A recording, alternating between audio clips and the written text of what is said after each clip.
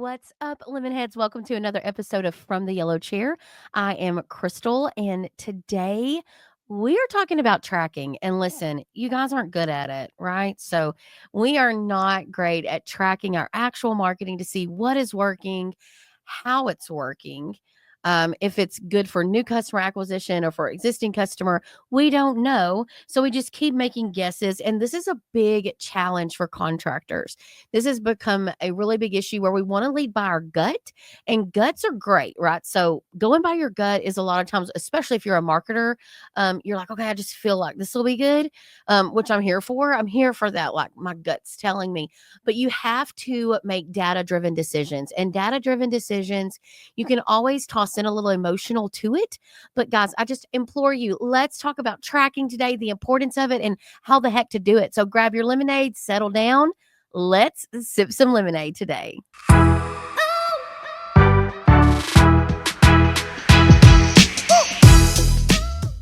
All right. So I have to kind of get into this. Like, why should I even track, Crystal? Like, what if people don't like the tracking numbers? What if people start paying attention? So I need to tell you. So if you don't like your toes stepped on, you might want to scrunch them up. We are not that important now. Used to in the phone book, people would be like, well, I'm not calling them. That's a long distance number. Or I'm not calling them. That's not a, I'll never forget when I was growing up, we went from a 409 area code to a 936 area code. And everybody was like, oh my gosh, well, they're not in a 409, they're a 936. And how are we, and now those are just not a thing.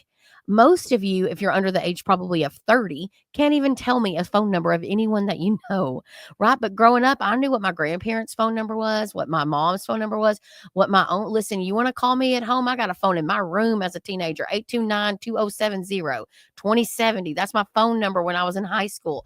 So I'm telling you, we knew it, but now it's just not the same. We don't have to know phone numbers. So when you worry about tracking numbers showing up on your direct mail, on your website, people are not paying attention to that anymore. They're really not. There might be the outliers that are like, well, I didn't call you because you look like you weren't local. Maybe so. And I don't totally disagree with you, but I'm telling you that in the grand scheme of things and overall, that is such an outlier that we don't have to necessarily think not do tracking because of the 5 people that might not call us because our phone number doesn't look exactly local on a paid ads campaign, right? So you kind of see my dilemma there, right? So you can't get caught up in that.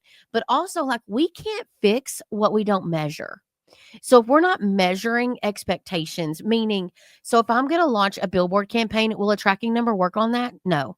No, don't let people tell you that you need to put your phone number on there. No one is going 70 miles an hour around a loop or down a major interstate and like pulling over, veering over to the side of the road, screeching their brakes to call your company.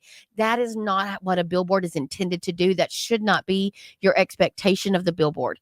So unless maybe would give you a hall pass if you had a vanity number, like, call 1-800 call me today. Okay. Maybe I would at least listen to that, but I'm not listening to you wanting to put, we take Visa, MasterCard, American Express, and your phone number on there. I can't do it because it's just not a best practice. But a PPC campaign, Google local service campaigns, your website, direct mail, there's lots of other places that we can put tracking numbers to actually be seen, along with other tracking things that you can attach to there. So utilizing your digital provider to say, hey, I want some unique tracking metrics put on here so I can see what's going on. Listen, guys, listen, you want to know where leads come from in as particular and as granular as possible. So used to back in the day, we were excited just to know that they called us from the phone book, right?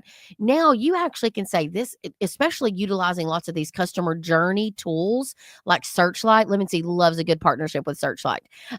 You can actually connect ways all the way around to see like the point of acquisition of the customer and then where else they traveled to down to what number they actually called. And so you can't track things and you can't fix things that you can't measure. So I just implore you to start implementing tracking numbers to really help you know where things are. And then what should be tracked, like not everything, we mentioned that not everything should be tracked. Some things need to be tracked in a different way. And so when I say tracked, I mean one-to-one correspondence, meaning I spent $5, I made 500, right? So You have to get your mind around expectations of each individual tactic. That's why Lemon Seed has this these 3 bucket framework that we utilize to actually categorize your marketing spend for you so that you understand, like, why did I do an SEO package? What is the intended result? Why am I doing direct mail? What is the intended result? And direct mail is a really good example of this. You might be using a direct mail campaign to specifically call for the service, $89 tune up, or you might be doing it to infiltrate into a new market. So, hey, I'm Columbus, Ohio, now serving your area. We'd love to cut. So your expectations on performance are different. So if you're using direct mail, it's the first time they've ever heard of you, but you're going into the market, your expectation has to be you are using that to build brand awareness, not that you are using it for a direct call to action. So yes, we want people to be like, oh my gosh, I'm so glad you're here. Let me utilize this coupon. But I personally think that that's going to have a lower performance than if you send a direct mail campaign out to people that already know you. Direct mail performs much better with a well branded market. So if your market's already known you. So pro tip, those of you that have been in business like 15, 20 years as the same name company, if you're not doing direct mail, you're missing the boat. You've been working too long to not be doing direct mail. So I just want to remind you of those little things. SEO is another one. Like, you want to know what search, kind of brought them there, and then how you showed up, and then what they actually called. So people get real bent out of shape. They'll say, well, I know that this client called from Google local service ads, but I serviced them last summer. And so I don't want to give Google local service ads the credit. And I'm like, why not? Why not? So not only, first of all, you have 2 red flags there. Number one, they went out like free agent, okay, into the land of Google and said, who's an AC repairman near me? And you just happen to show up and they happen to remember you. You want it the opposite way, right? We want to be doing such good branding that they don't go out and say AC repair near me. You want them to search your name specifically, or now ask Siri, Google, whoever, Alexa, whoever's owning their home, hey, call Burnside Heating and Air Conditioning, call Innovative Air, right? You want them to start speaking your name, not call, more generic, because you're going to get lost in the shuffle sometimes. And so if that person called you from Google local service ads, it's a blessing, right? It's not, well, I'm reclaiming that. I don't know what you're reclaiming. They didn't know you. They didn't remember you for some reason. They went free agent out there searching for the service. And so Google local service ads don't populate when people put in a particular company.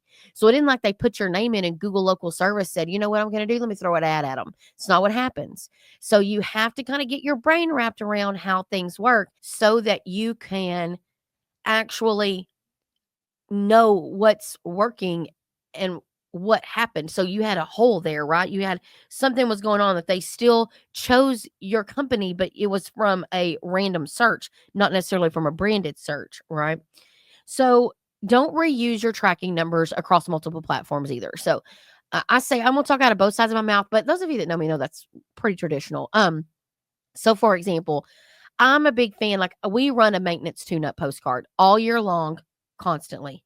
And at the end of the day, we want to know, did this direct mail perform all year long? So if I want to see, did it perform during a particular month, I'll just change my time that I'm looking at it to be that time. But overall, that is my campaign all year long. So I just use the same tracking number. So I know that that was our 4x6 postcard for $89 tune up. So I run that. It works fine. And then I look at it overall every year, basically, or monthly, quarterly, but I don't have to give it a different one. Now, if I go launch a large direct mail piece that's got a bunch of coupons on it, I'll give it its own tracking number. But if I'm running a 4x6 postcard all year long, I'm just mailing it out at different times and I will use the same tracking number. That's just me. My emails, my newsletter has its own tracking number inside of emails. But if I'm sending one-off emails, would use my own tracking number, or its own tracking number for sure. And then again, like, make sure that your CSRs understand the importance of true tracking, that they're not getting down in the weeds so much that they're moving that point of acquisition. So do not mess with how customers are calling your business.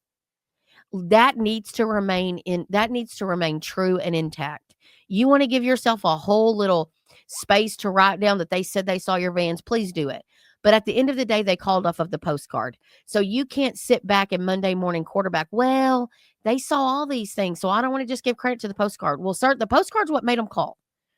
But we want to understand the full journey because, again, I'm on this 2 plus 2 equals 5 kick. Individually, things may not appear to be working, but as a complete customer journey with your company, I think a lot of things work that don't get the recognition they deserve. So we can't. Here's the common pitfalls. I'm going to jump through these pretty quick. There's 4 common pitfalls, right? Assuming that all your leads come from Google because you asked and they said, I saw you on Google. They probably did, but they went and searched you or did something with you.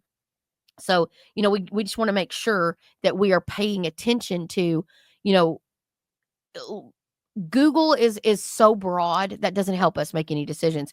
We need a much more dedicated understanding of where the lead came from, and then overvaluing vanity metrics and undervaluing conversions. So, oh my gosh, look, especially on like social media, look at all these likes and things. That's great. Lurking is a big thing on social media, right? So lurkers, social media is really hard to track. One to one, unless someone says, hey, I saw this video about your water quality treatment. I want that, right? That's great. That's one to one correspondence. Book that thing is Facebook, right?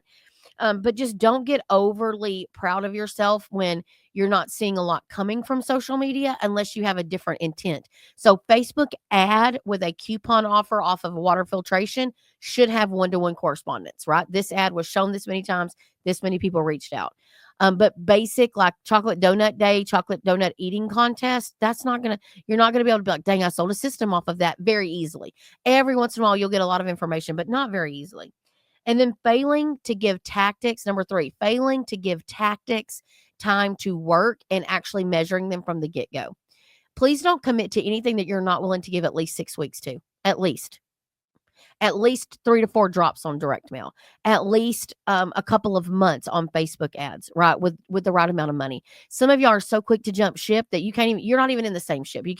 Your ship keeps capsizing. So I encourage you to do that. And then not looking at seasonality and volume and lead quality and just changing everything quickly because you feel like it, right? So using data to make decisions is where it's at. So when you're in there, you need to be saying, okay, am I getting 10 times the return on ad spend? Am I getting 5 times the return on ad spend? Where am I getting my return on ad spend? What tactic is generating new customer acquisition? What tactic are my existing customers responding to? How are people converting from my emails? Are they clicking over and making any contact with the company? What is working? Get deep in the weeds on what is working, why it's working, and just want to check on all the different ways that people can do business with you. And so marketing doesn't have to feel like a mystery. Actually, when you have the right tools and the right expectations in place, you actually can make data-driven decisions that are healthy. They don't overwhelm you. And so if you've been guessing whether or not your marketing is working, if you're a Lemon Seed client, work with your marketing coordinator to really make sure that all those done, that you've told us all the things and that we have connected all the things. But also if you're trying to do this on your own, make sure that you are putting tracking something, the bare minimum of asking people where they heard from you on your pieces so that you can pivot and grow and juice up things that you need to. So, all right, guys. Well, thanks for listening for this little short episode today about tracking. I hope you dig in, learn a lot about your company, and I will catch you next time.